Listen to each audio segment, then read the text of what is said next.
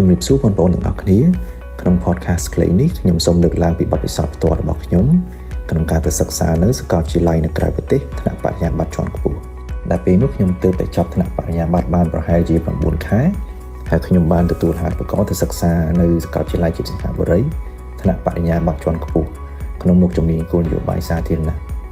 សម្រាប់ប្រធានបទដែលខ្ញុំនឹងចែករំលែកជូនបងប្អូននៅថ្ងៃនេះនោះគឺតើយើងគួរធ្វើបែបណាដើម្បីទទួលបានលទ្ធផលល្អក្នុងពេលទៅសិក្សាថ្នាក់ឧត្តមសិក្សានៅក្រៅប្រទេសពិតណាស់ឱកាសទៅសិក្សានៅក្រៅប្រទេសគឺជាឱកាសមាសឱកាសប្រាក់សម្រាប់សិស្សនិស្សិតនៅគ្រប់ប្រទេសទាំងអស់ទូទាំងពិភពលោកសូម្បីតែសិស្សនិស្សិតដែលមកពីប្រទេសមហាអំណាចក៏ចាប់យកឱកាសទៅសិក្សានៅប្រទេសដទៃទៀតដែរបន្ថែមពីលើការទទួលបាននូវគុណភាពសិក្សាដែលមានគុណភាពខ្ពស់គឺការសិក្សានៅក្រៅប្រទេសនឹងផ្ដល់ឲ្យបងប្អូននៅបទពិសោធន៍ថ្មីៗនិងចំណេះដឹងថ្មីៗ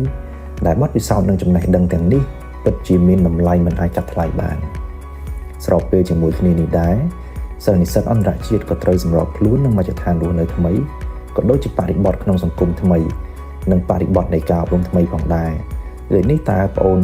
ជាសិស្សនិស្សិតគួរតែធ្វើបែបណាដើម្បីសិក្សាឲ្យបានលទ្ធផលល្អហើយបានទាំងចំណេះដឹងផងបានទាំងបទពិសោធន៍ល្អផងនិងបានទាំងសញ្ញាបត្រមកផ្ទះវិញផងសម្រាប់ចំណុចទី1នេះគឺបងប្អូនត្រូវខំសិក្សាឬខំរៀនឲ្យអស់ពីកម្លាំងកាយនិងកម្លាំងចិត្តក្នុងឆមាសដំបូងឬឆ្នាំដំបូងជាទូទៅឆមាសដំបូងជាពេលវេលាដែលពិបាកបំផុតសម្រាប់សិស្សនិស្សិតអន្តរជាតិដោយសារសិស្សនិស្សិតកំពុងសម្របខ្លួនក្នុងបរិបទនៃការសិក្សាថ្មីនិងបរិបទនៃការរស់នៅក្នុងសង្គមថ្មីដូចនេះបងប្អូនគួរចំណាយពេលឲ្យបានច្រើនតាមដែលអាចធ្វើទៅបានដើម្បីសម្របខ្លួនឲ្យបានល្អក្នុងបរិបទនៃការសិក្សាថ្មីជាមតិយោបល់របស់ខ្ញុំបងប្អូនគួរកុំទាន់អាលចំណាយពេលធ្វើដំណើរកម្សាន្តច្រើនពេកព្រោះជាទូទៅសាកលវិទ្យាល័យតែងតែតម្រូវឲ្យបងប្អូនរៀនមុខវិជ្ជា SNOL ឬយើងហៅជាភាសាអង់គ្លេសថា Core Courses ដែលជាមុខវិជ្ជាចាំបាច់និងពិបាករបស់ជំនាញនីមួយៗហើយដាច់ខាតបងប្អូនត្រូវរៀនមុខវិជ្ជាទាំងនេះឲ្យបានជាប់និងទទួលបានលទ្ធផលល្អដូច្នេះហើយបងប្អូនត្រូវធ្វើយ៉ាងណាបែងចែកពេលវេលាបានគ្រប់គ្រាន់ដើម្បីធ្វើការសម្របខ្លួនចូលក្នុងសង្គមមួយថ្មីក៏ដូចជាធ្វើការសម្របខ្លួនក្នុងការសិក្សាតាមបែបថ្មីនិងធ្វើយ៉ាងណារៀនឲ្យបានលទ្ធផលល្អចំណុចទី2បងប្អូនត្រូវមានសេចក្តីក្លាហាននិងកុំខ្លាចក្នុងការសុំជំនួយពីអ្នកជុំវិញខ្លួនក្នុងករណីដែលបងប្អូនមិនសូវយល់មេរៀនគួរកុំអស់បន្លាយហួសពី1សប្តាហ៍ហើយ1សប្តាហ៍ទៀតបងប្អូនគួរហ៊ានសួរគ្រូឬមិត្តរួមថ្នាក់ដែលគាត់យល់មេរៀនច្រើនជាងបងប្អូនសាកលវិទ្យាល័យខ្លះគឺគេមានកំណត់ពេលវេលាដែលសិស្សនិស្សិតអាចធ្វើការណាត់ជួបសាស្ត្រាចារ្យបន្ថែមក្រៅពីម៉ោងសិក្សាបានឬយើងអាចហៅជាភាសាអង់គ្លេសបានថា office hours ដូចនេះបងប្អូនគួរចាប់យកឱកាសនេះដើម្បីស្រាយចម្ងល់ដែលបងប្អូនមានមួយវិញទៀតបើបងប្អូនជួបបញ្ហានានាពាក់ព័ន្ធនឹងការសិក្សាឬការរស់នៅក្នុងសង្គមមួយថ្មីបងប្អូនអាចទំនាក់ទំនងទៅការិយាល័យសិក្សាឬអង្គភាពណាមួយដែលសាកលវិទ្យាល័យបានចាត់តាំងដើម្បីជាជំនួយដល់សិស្សអន្តរជាតិក្នុងពេលសិស្សអន្តរជាតិជួបនៅបញ្ហាណាមួយសូមបងប្អូនកុំទុកបញ្ហាចោលឬគិតថាបងប្អូនគ្មានអ្នកជួយគឺបងប្អូនត្រូវហ៊ានសុំជំនួយពីអ្នកដទៃមិនថាពីមិត្តរួមថ្នាក់ពីសិស្សច្បងពីសាស្ត្រាចារ្យពីគ្រូជំនួយឬពីសាកលវិទ្យាល័យផ្ទាល់សម្រាប់ចំណុចទី3នោះគឺបងប្អូនត្រូវចាប់ផ្ដើមធ្វើកិច្ចការសាលាឬ assignment របស់មុខវិជ្ជានីមួយៗម្ដងបន្តិចកុំចាំទាល់តែចិត្តដល់ពេលគ្រូប្រមូលកិច្ចការទើបចាប់ផ្ដើមធ្វើបើបងប្អូនធ្វើកិច្ចការម្ដងបន្តិចនោះបងប្អូននឹងមានពេលវេលាគ្រប់គ្រាន់សម្រាប់ស្រាវជ្រាវបន្ថែមនិងសុំយោបល់បន្ថែមពីសាស្ត្រាចារ្យដើម្បីបងប្អូនអាចធ្វើការកែតម្រូវកិច្ចការឲ្យបានកាន់តែល្អជាងមុនព្រមទាំងកាត់បន្ថយនៅការបង្កើតនៅកំហុសនានាផងដែរចំណុចទី4បងប្អូនត្រូវជៀសវាងពីការប្រព្រឹត្តនៅកំហុសឬយើងហៅថា academic crime ដែលកើតឡើងចេញពីការលួចចម្លងស្នាដៃស្រាវជ្រាវអ្នកដទៃយកមកធ្វើជាស្នាដៃរបស់បងប្អូនផ្ទាល់ការដកស្រង់យកចំណុចនានាពីឯកសារអ្នកស្រាវជ្រាវណាម្នាក់ទាំងដុលព្រមទាំងមិនបានដាក់ប្រភពឬផ្ដល់ credit ជូនម្ចាស់ដើមជាពិសេសក្នុងសម័យដែលបច្ចេកវិទ្យា AI ឬបញ្ញាសិប្បនិម្មិតកំពុងតែពេញនិយមនោះបងប្អូនគួរជៀសវាងការចម្លងយកសេចក្តីបញ្យល់ពី AI យកមកធ្វើជាស្នាដៃរបស់បងប្អូនដូចនេះបងប្អូនត្រូវរៀន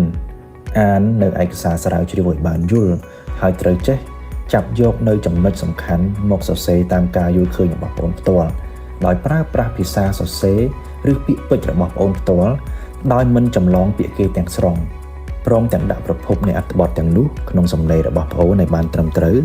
តាមបែបបទដែលសាកលវិទ្យាល័យតម្រូវយល់ល្អមុនដាក់កិច្ចការជូនគ្រូប្អូនគួរប្រើប្រាស់កម្មវិធីត្រួតពិនិត្យកម្រិតចម្លងពីអ្នកដទៃឬកម្រិតចម្លងពី AI ដើម្បីកែតម្រូវនិងកាត់បន្ថយកម្រិតចម្លងទាំងនោះឲ្យបានទាបបំផុតចំណុចទី5ប្អូនត្រូវអានឯកសារដែលគ្រូដាក់ឲ្យមុននឹងចូលរៀនស្របពេលដែលប្អូនអានប្អូនត្រូវកត់ត្រានៅចំណុចសំខាន់ទុកហើយប្អូនក៏គួរអានអត្ថបទស្រាវជ្រាវពាក់ព័ន្ធបន្ថែមដើម្បីស្វែងយល់ឲ្យបានកាន់តែច្រើនពីប្រធានបទដែលប្អូននឹងត្រូវរៀននៅក្នុងថ្នាក់បន្ទាប់មកទៀតប្អូនគួរធ្វើសំយោគចំណុចសំខាន់ដែលប្អូនបានអានរួចកត់ត្រាទុកដើម្បីប្អូនអាចចូលរួមចំណែកក្នុងការពិភាក្សាក្នុងថ្នាក់បានបងសូមបញ្ជាក់ត្រង់ចំណុចនេះផងដែរថានៅសាកលវិទ្យាល័យភាគច្រើនគឺសាស្ត្រាចារ្យតែងតែធ្វើការដាក់បន្ទុកលើការចូលរួមចំណែករបស់ប្អូនក្នុងសកម្មភាពសិក្សានានាក្នុងម៉ោងរៀនដូចនេះបើប្អូនបានត្រៀមខ្លួនទុកមុននោះប្អូននឹងអាចចូលរួមចំណែកក្នុងការពិភាក្សាក្នុងថ្នាក់រៀនបានល្អ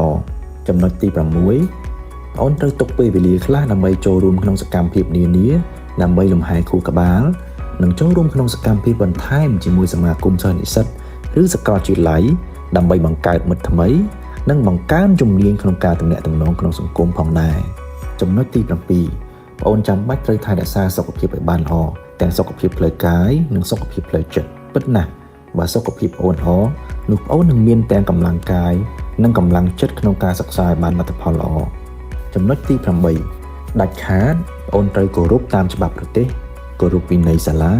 និងគោរពតាមគោលការណ៍នៃទឹកដីការសម្រាប់សិស្សនិស្សិតអន្តរជាតិព្រោះការគោរពតាមច្បាប់ប្រទេសការគោរពវិន័យសាលានិងការគោរពតាមគោលការណ៍ទឹកដីការគឺជាការចាំបាច់និងជាទំនួលខុសត្រូវផ្ទាល់របស់ប្អូនដែលជាសិស្សនិស្សិតអន្តរជាតិចំណុចទី9បើអាច